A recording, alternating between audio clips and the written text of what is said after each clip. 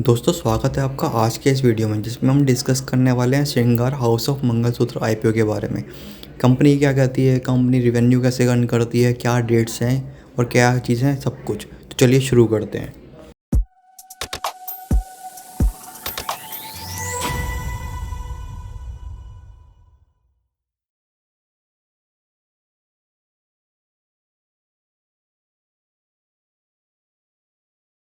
Company के बारे में बात करें तो कंपनी आपकी बनी थी जनवरी 2009 में। कंपनी डील करती है मैन्युफैक्चरिंग और design of mangalsutra in India. Company basically जिनका डाइवर्स कलेक्शन है मंगलसूत्र का, जो बनता है various stones like American diamond, cubic zircon, pearl, semi precious stones, जो कि बनाते हैं ये 18 कैरेट और 22 कैरेट गोल्ड के साथ अपने B2B क्लाइंट्स के लिए। ये प्रोडक्ट को सेल करते हैं अपने कॉर्पोरेट क्लाइंट्स को, होलसेल ज्वेलर्स को, रिटेलर्स को नेशन वाइड। इनकी प्रेजेंस है 24 स्टेट्स में और 4 यूटीज़ में। वहीं इनके जो कॉर्पोरेट क्लाइंट्स हैं वो है आपका Malabar Gold, Titan company, GRT Jewellers, Reliance Retail, ज्वेलक्स और आपका डैम्स ज्वेलरी, जो कि आपका UAE का पार्ट है। इसके अलावा अगर हम बात करते हैं इनके पास 34 कॉर्पोरेट क्लाइंट हैं और 1089 होलसेलर्स हैं और 81 रिटेलर्स हैं एज ऑन 31 मार्च। वहीं की IPO के की डेट्स की बात करें तो इनका जो IPO आ रहा है वो 10 सितंबर से 12 सितंबर तक आ रहा है। जो IPO का प्राइस बैंड है वो 155 से 165 का है। 90 शेयर्स का लॉट साइज है और जो कंपनी इशू कर रही है वो कर रही है 400 CR का। जो इनके एम्प्लॉयज़ हैं, एम्प्लॉयज़ को डिस्काउंट दे रही है 15 रुपीज़ का पर शेयर पे।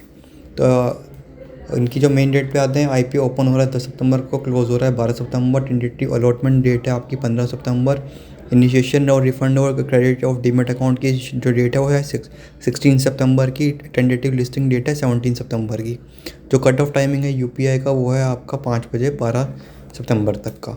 जिनके एंकर इन्वेस्टर्स की लिस्ट की बात करते हैं, एंकर इन्वेस्टर्स हैं इनके कोटक महिंद्रा, मेबस, Founder Collective Fund, North Star, Societe Generale, Mint Focus, एडियोस, NAV Capital, Rajasthan Global Securities, Astron, Jalan, Shine Star और सनराइज इन्वेस्टर्स। ये इनके हैं बेसिकली आपके एंकर इन्वेस्टर जो इन्वेस्ट कर रहे हैं अराउंड 120 CR का अमाउंट।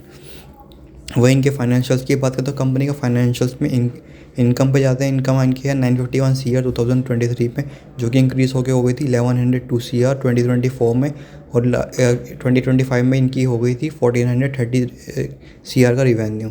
वहीं प्रॉफिट आफ्टर टैक्स की बात है 23 CR से बढ़कर 31 हुआ 24 में, देन 31 से इंक्रीज़ होकर हो गया 61 CR का, जो कि ईयर ऑन ईयर एक डिसेंट ग्रोथ दिखाता है। वहीं इनके रिजर्व्स एंड सरप्लस की बात करें तो इनका रिजर्व्स 94 CR था 23 में, 125 CR था 24 में, 123 CR है 2025 में।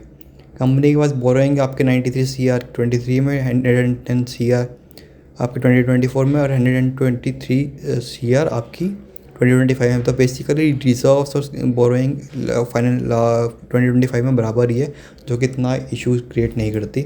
वही कंपनी की रेशियोज़ की बात और रेशियोज़ हैं, ROC की बात करें तो 32% की ROC है, डेब्ट टू इक्विटी 0.6 है, रिटर्न ऑन नेटवर्थ 36 है, एक डिसेंट रेशियो है, पैट मार्जिन जो है 4.27 है, एबिटा मार्जिन 6.48 है, क्योंकि बेसिकली इनकी जो ज्वेलरीज हैं वो हाई इन्वेंट्री वाले प्रोडक्ट सेल करते हैं, बेसिकली गोल्ड जिसका प्राइस ऑलरेडी ज़्यादा है।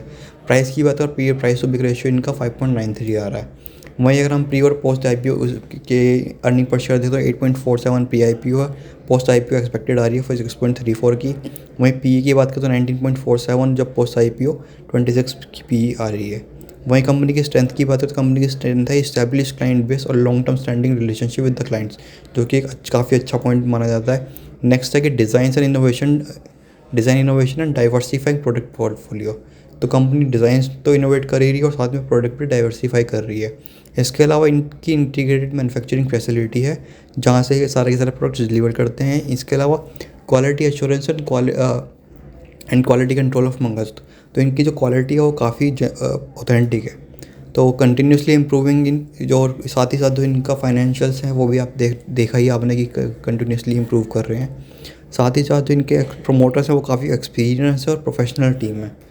इसके साथ साथ अब कुछ रिस्क भी हैं। रिस्क की बात करें तो इनकी जो हाई डिपेंडेंसी है और वर्किंग कैपिटल पे है, यानी जो कैश इनका टाइड अप है जो कि यूज़ होता है आपका गोल्ड इन्वेंट्री और रिसीवेबल्स के चक्कर में, जिसकी वजह से ऑपरेटिंग कैश फ्लो थोड़ा नेगेटिव रहा है आपका फाइनेंशियल 24 और 25 में। वहीं अगर हम इसके अलावा है नेक्स्ट इनका रिस्क जो है वो है सिंगल मैन्युफैक्चरिंग यूनिट है, यानी अगर वहाँ पे कुछ भी डिसरप्शन हुआ, कुछ भी हुआ तो प्रोडक्शन में हार्ड हिट आ सकता है। नेक्स्ट है कि क्लाइंट कंसंट्रेशन। इनके जो टॉप 10 क्लाइंट हैं वो कंट्रीब्यूट करते हैं 40% ऑफ रिवेन्यू, और जो इनका लार्जेस्ट क्लाइंट है वो कंट्रीब्यूट करता है up to 15% of total revenue. यानी अगर किसी इन क्लाइंट में कुछ भी हल्का सा कॉन्ट्रैक्ट कुछ हर्ट हुआ तो इनको एक काफ़ी चंक इम्पैक्ट कर सकता है। वही नेक्स्ट है इनका regional dependency. Over half of the revenues come from Maharashtra only. अगर महाराष्ट्र में बिजनेस स्लो होता है तो इनको काफ़ी इम्पैक्ट देखने को मिल सकता है।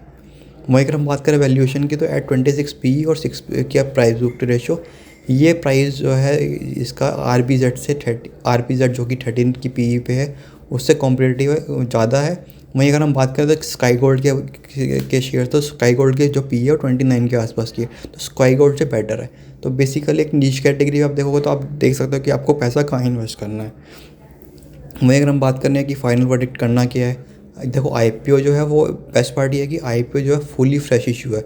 यहाँ पे कोई भी प्रमोटर एग्जिट नहीं कर रहा, कंपनी जो इतना पैसा ले रही है वो सारा का सारा कंपनी ग्रो करने के लिए ले रही है, कैपिटल डिप्लॉय करने के लिए ले रही है।